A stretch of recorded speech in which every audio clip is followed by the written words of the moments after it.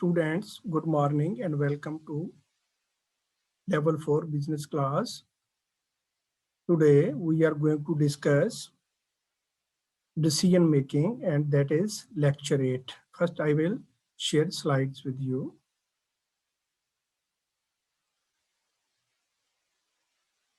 Lecture 8, decision making.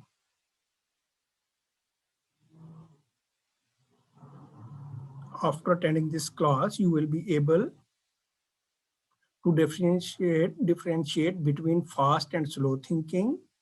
You will be able to compare and contrast the national model of decision making, rational model of decision making, the Carnegie model, and the garbage can model. You will also be able to understand the contingency relationship that influence the three primary strategies used to select solutions. You will be able to understand the model of decision making styles. Further, you will be able to understand the model of escalation of commitment. We will also discuss and summarize the advantages and disadvantages of involving groups in the decision-making process. And also you will be able to learn participative management effects, performance, compare brainstorming, the nominal group technique, the Delphi technique, and computer-aided decision-making. And at the end, you will be able to learn this, different stages of the creative process. Now we will start from what is decision making. Decision making, the process of decision about something important, especially in a group of people or in an organization. Decision making involves the selection of a course of action from among two or more possible alternatives in order to arrive at a solution for a given problem. Decision making, what is decision making? Deciding about something which is important, and that comes into the routine work or the completion of the task, and the group team, and they decide and they behave accordingly and they take actions, and they after taking action they decides the matters, and it is called decision making. Decision making involves the selection of a course. First you choose a course, then two or more people work on it, and when they arrive at a solution they give a decision or solution of that problem. And now we will see at how much time it takes. A decision speed are like this. First, there are decision speed. There are two ways. First is thinking or system one, fast thinking or system one. Second is slow thinking or system two. Fast thinking or system one. Fast thinking is given name system one. It is what it is. Thinking activities that are automatic through extensive practice. These come into the mind while deciding it. These come to the in mind automatically because you practice in regular matters, and these skills are learned. These skills are learned, and after practice they come automatically in the mind. And slow thinking or system two. What is slow thinking or system two? And it involves tasks that require close attention uh, in tasks that need close or very important issues. Slow thinking works. You work on the matter, and after discussion with the other group members or your management, then you decide, and brain tries to switch back to system one.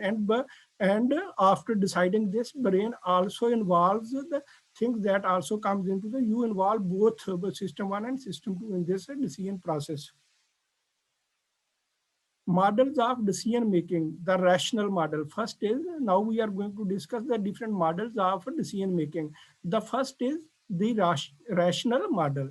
What is rational model? In this model, people use rationale and follow the following 4 steps to make decisions. What are these steps? They use intellect, their knowledge, and rational. And first they identify the problem. They identify the problem they are going to solve, they are going to discuss, and they use historic cues, and they do planning. They use people's planning, already used one, and they also use perceptions. And in second step, generating alternative solutions. After identifying the problem, they look at different solutions. They generate alternative solutions to solve that problem. And finally, they decide one solution to select that, to decide that matter. And after that, they decide, they implement and evaluate the solution. They implementing and evaluating the solution, and it is called the rational model of decision making. Models of the rational model, it continues, it says it looks at all possible alternatives which are known. Consequences of each alternative are uh, also known facts. Preferences for consequences well organized and stable. You also look at the preferences of what will be the consequence, what will be the result effect of this. You also look at that one. Comparison can be carried out to determine preferred alternative. You do the comparison and you choose the better one, better alternative that suits and that looks good uh, uh, for the completion of the task, and the management or the team, they decide for that alternate model. Next is the Carnegie decision making framework. The Carnegie decision model emphasizes bounded rationality, means limited and mental capacity of people resources, limited time and mental capacity of people resources, limited information and resources. So a rational solution often cannot be derived. In the matter where rational decision making can't be done, there the Carnegie decision model works, because you team may have a limited knowledge, time, capacity. That is why they use this one. There is often disagreement among managers about goals, so decision making often requires that groups are formed based on people who agree on goals and priorities. This model emphasizes the political process involved in decision making. It says that while doing for the completion of a task, there may be a disagreement between the members. That is why they choose the people who supports that matter, and in this way they make a decision. Now we will say what are its elements. Carnegie decision making model, this model came about as a response to the rational model's inability to explain how decisions are actually made. Sometimes the rational can't apply, you can't apply the rational model. It helps, this Carnegie model helps and to fill the void based on the premises that decisions are made under bounded rationality. Decision making is characterized by these three things. Limited information processing, you have a limited information which you have to look and you have to process and you have to make decision. Use of rules of thumb, use of rules of thumb, already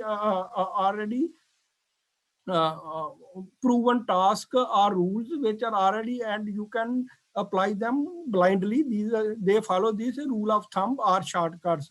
Limited by decision bias, limited by decision bias, and choosing a solution that is good enough or satisfying. Choosing a solution, and at the end they choose a decision solution that is good for the completion of the task. They use the thumb rule model and use those elements which are already proved and that help the completion of the task. In this model, they use those elements. Next is the incremental model. What is incremental model? The increment model says managers make whichever decision requires the least possible effort, even if it is not the best solution. The increment model, they take the option which require the least effort. The manager take the task that uh, whichever decision requires the least possible effort. Manager takes that as a best solution. Decisions have costs, and big decision have big cost. This one has a cost, and it may cost. And if you are going to take a big decision, it may cost huge for the organization. This incremental model, because it always create further issues. When uncertainty is moderate or high, small decisions are not costly to reverse. When uncertainty is moderate or high, small decision they can't affect. But when it is low, then it may affect the decision. Decisions end up as a series of small increments, and it creates modeling disorder or confused state. Next is the garbage can model. The garbage can model. Here, what is it? Now we will see. The garbage can model says that most organization decisions are irrational. Rather than think about what should be done, decision makers simply grab a convenient solution and apply it to the problem. They already have a solution and they will apply that to the problem. The garbage can model, like the Carnegie model, came about as a response to the rational model's inability to explain how decisions are actually made. It assumes that organization decision making is sloppy and haphazard process.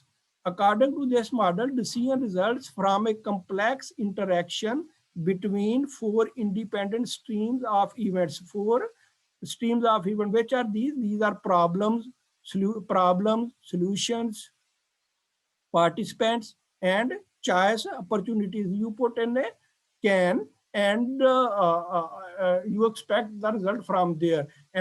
But practically they have already a solution and they apply that solution to the problem. Application, how to think about decisions. Now we will say how to think about decision, how we can apply to these decisions. Decision don't follow one specific model. When you are going to apply decision, you are not going to follow one specific model. It may be a mixture of models. It may involve one model. It may involve two models. Sometimes doing nothing is optimal, best, or finest. Sometimes doing nothing is optimal, best, or finest. When sometimes you don't think don't think more and you get an answer, and this one is the best. It is considered the four villains of decision making, the four obstacles that hinder the way of the decision making, which are these: narrow framing of the decision at hand, narrow framing of the decision at hand, biased information collection, emotional temptation forces action based on reflexes, rose tinted. These are the 4 points that hinder the way of decision making. Narrow framing of the decision. When you are where you don't look properly on the solution and you make a decision immediately, it involves a narrow framing and it may affect biased information. The information that is mostly the team does not work and they collect from somewhere already proven ideas. It may also affect the decision making. Emotional temptation. Emotional that means you choose a decision, you take a decision because of your emotions and aspirations. It also affect the decisions.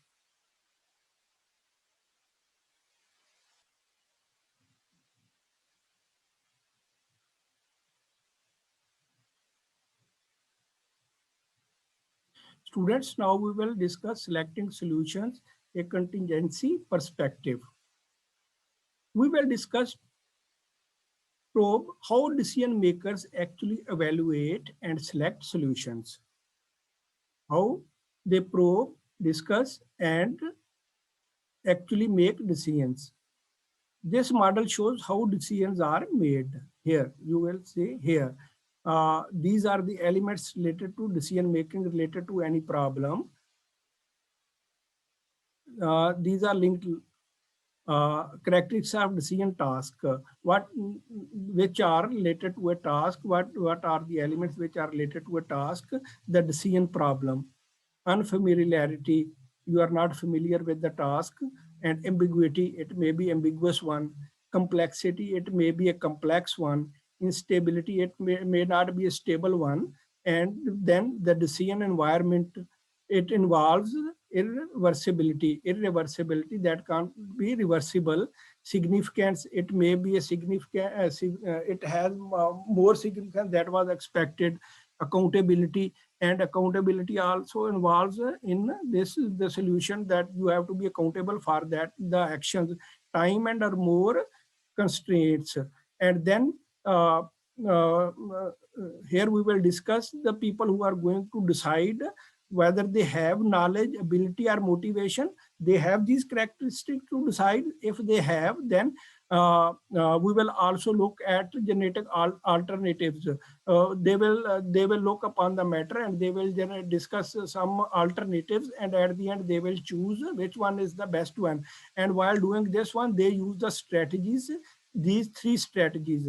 These are aided analytic, unaided analytic, and non-analytic.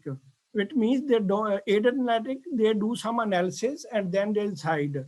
Unaided analytic, they don't do analysis, while the strategies, they don't use analysis. And non-analytic, maybe the action is where you can't do the analysis. And this is the model. Here we will see, according to contingency model for selecting decision strategies, one of three approaches can be used: aid analytic, unaided analytic, and non-analytic. In aid analytic, decision makers systematically use tools such as mathematical equations or computer to analyze and evaluate alternatives. In unaided analytic, decision makers rely on their minds while analyzing and systematically compares alternatives, but the analysis may be limited one.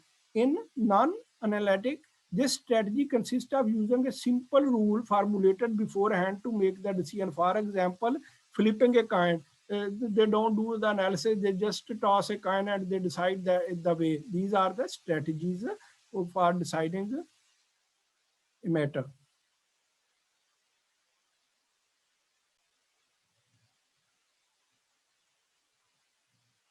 Now we are going to discuss general decision making styles. Which styles usually the decision makers apply while deciding matters.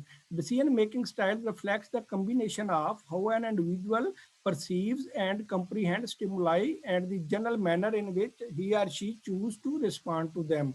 It can vary on two different dimensions: value orientation and tolerance for ambiguity. Tolerance for ambiguity, and it is shown in this model. Value orientation, it involves task and technical concerns and people and social concerns. And tolerance for ambiguity, it may be a low ambiguity, may be a low ambiguity, may be a high. And we will see now. And while doing this, they use these four patterns: directive, analytic, conceptual, and behavior. First, we will discuss what is value orientation and what is tolerance for ambiguity. Value orientation reflects the extent to which an individual forces either on task and technical concern and our people and social concern when making decisions. Tolerance for ambiguity, the extent to which a person needs structure or control in his or life. Some people have more tolerance, some have low tolerance, and it affects the decision making. When they and in value orientation, people make while deciding, they interact with other people's and they get their advice, and this in this way they decide. Now we will discuss these four elements. Direct people with directive style are practical and efficient and use logic to solve problem. When they have a low ambiguity, they are directive. They will solve it immediately by using their intellect. When it is high ambiguity, they will be analytical. They analyze the situation. They analyze the situation to resolve this ambiguity and make decision. Conceptual, and people with conceptual style have higher level of tolerance and focus on people or social aspect of work situation. They consider the social aspect of work situation. They take risks and risks and they take decisions. And in behavioral, people with behavioral style focus on the people aspect of the decision. They work well with others and enjoy social interaction in which opinions are generally exchanged and they decide with the opinion of other peoples. These are the directive, immediately comes into the mind. Analytic, they do the analysis of the situation and then they decide. Conceptual, they take the consideration in mind and they use analysis and the analysis of the situation, and then they take risk and decide. And in behavior, they interact with other people and then they decide with the opinion or suggestion of other people's. And next is group-aided decision making. Group-aided decision making. What is group-aided? Where the people who are going to decide, they are in a group. They do this with the help of a group. Advantages of group decision making: greater pool of knowledge. As the members, different. It comprises of different members or people or team. They have more knowledge. They share the knowledge and then they decide. Additional perspective, they look at different direction of the issue and then they decide. Greater comprehension, they look at what will be the problems, what will be the consequences of this issue, and then they decide. If one person is going to decide, maybe he will not comprehend the situation, but in a group they comprehend the situation and then they decide. Increased acceptance, when it is decided by the mutual consent or group involvement, acceptance level becomes high. Training ground, also some people have training, some have more training, and some with the help of other aided people they decide, and this helps in decision making. Disadvantages of group decision making: social pressure. When you decide in a group, maybe you are affected by society or some demands from other members.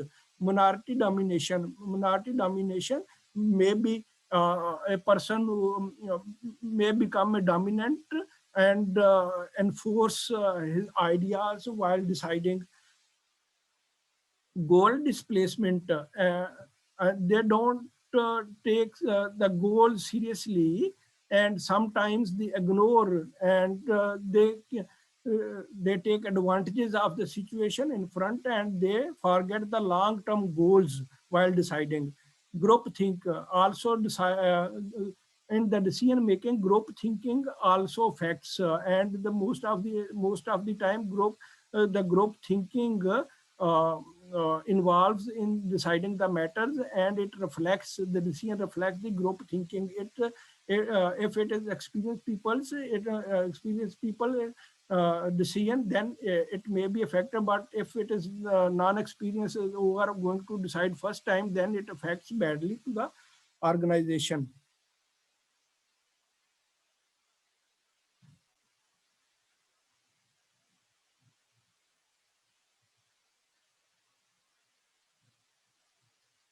Now we will discuss the employee involvement in decision making, at which level the employees can influence and how they participate and what is their role in decision making. We will see it here.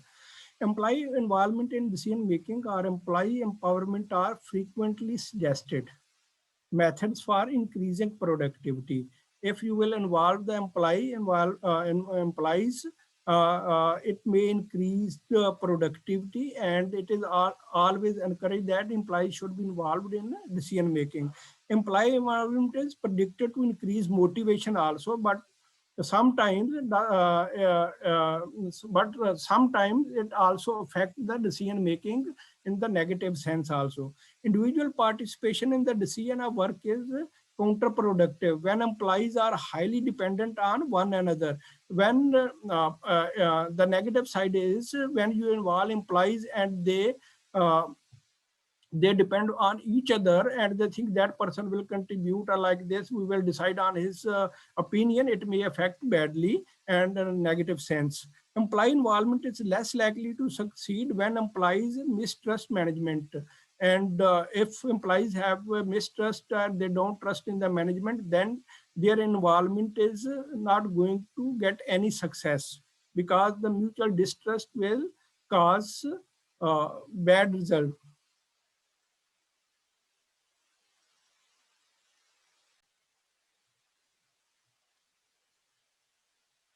Now we will discuss some techniques which affect which affect the decision making, or which may be useful while doing decision. Brainstorming and focused creativity. Brainstorming. What is brainstorming? Brainstorming is technique used to help groups generate multiple ideas and alternatives for solving problems. Brainstorming create multiple ideas and alternative for problem solving. It process to generate a quantity of ideas. A process to generate a quantity of ideas. If you have, it creates number of ideas. It gives number of ideas to solve the problem. Freewheeling, it also involves freewheeling, and it is always encouraged because it does not follow the convention and rules. If you are stuck to any decision making, freewheeling may help in deciding the matter. Criticism is discouraged in this level. Criticism while decision making, this is discouraged during the decision making or brainstorming level. It is not encouraged that someone should discourage or criticize while making the decision. Quantity of ideas pursued, if they have ideas and they also look upon the matters and they have the solutions, and usually they look at the ideas which are more effective, which are helpful for the solution. Combining and piggybacking on ideas is encouraged. Combining and piggybacking. Uh, at this level, they combine ideas. If one idea is useful and they think that maybe if we will use that another idea, they take advantage of both and they then decide and they utilize in decision making. Now we will say nominal group technique. Nominal group technique. This technique helps groups not only to generate ideas but also to evaluate select solutions. It gives ideas and also some solutions. Nominal group technique. This technique reduces roadblocks to group decision making. By this technique, remove the obstacles. How? We will see. Separating brainstorming from evaluation. It use brainstorming and evaluate the situation. Promoting balanced participation. It promotes balanced participation of all employees or the group members in deciding the matters. Incorporating mathematical voting technique in order to read consensus. It involves follow the mathematical rules and decide on the number, like if the more number of employees favors a matter, they then decide in the favor of who get the more votes. The Delphi technique. It is a group process that anonymously generate ideas or judgment from physically dispersed experts, essentially a survey method. In this technique, they invite the experts and they ask to give their opinion, and they collect their opinions, and then they work on the individual opinions, and at the end they decide on the basis of this survey. It is helpful when face-to-face discussions are impractical. Computer-aided decision making. Computer-aided decision making, they also involve computer to decide matters, and computers are used to reduce consensus roadblocks while collecting more information faster. And they use this computer to use data and they decide matters. Now we will discuss heuristic and biases in decision making. Heuristic and biases. What is heuristic? It is shortcut. A heuristic or a heuristic technique is an approach to problem solving that uses a practical method or various shortcuts in order to produce solutions that may not be optimal but are sufficient. This heuristic technique use the already used techniques and methods, and it applies. Yes, it is a shortcut. This is a shortcut actually to decide a matter. For example, an educated guess, a guess which is already proved using common senses, using rule of thumb, already use technique which is already proved, copying others. In heuristic, you copy others, you make educated guess, and you use your common senses to decide the matter. And what is bias? There are a number of cognitive biases identified through research on human judgment and decision making over the past few decades. And these are most commonly which work while deciding a matter: availability bias, representativeness bias, overconfidence bias, anchoring, escalation of commitment, and framing bias. Now we will see how these bias work in decision making. Availability bias represents decision makers' tendency to base decision on information which is already available in his mind. He utilizes that information which is already available to him in his mind. And representative, it reflects the tendency to assess the likelihood of an event occurred based on impression about similar occurrence before. For example, a recruit may hire a graduate from a university on the basis that he already hired three graduates from that university, and they worked well and they gave good results. And on this basis, it is called representative bias. It may be wrong, but most of the time it works. And anchoring is part of the adjust category and a bias that occurs when the decision maker pay too much attention to the first information he or she receives and not enough attention to information that comes later. Anchoring is when decision maker is going to decide, they will consider the element that comes first in their mind, and they will not consider the factor they come later. The example is when you are going to sell a house, you will use this sale price, which is you have fixed. You will not see the after effects of that. Escalation refer to the tendency to stick to an ineffective course of action, even when it is unlikely that the bad situation can be reversed. For example, if once investing in a used cars, more money into broken or used car, and you are aware that it may escalate the situation and it may have bad effects. Framing bias involves that decision maker valuing a gain more than a loss. One decision makers they don't look at the losses. They consider the advantages of the decision, and they don't look at the disadvantages. This is called framing bias. And overconfidence, when decision makers egoistically believe that they are better than they actually are. And overconfidence sometimes may prove helpful, but most of the time it has bad effects. These were the things: availability bias, representative bias, overconfidence bias, anchoring, escalation, commitment, and framing bias.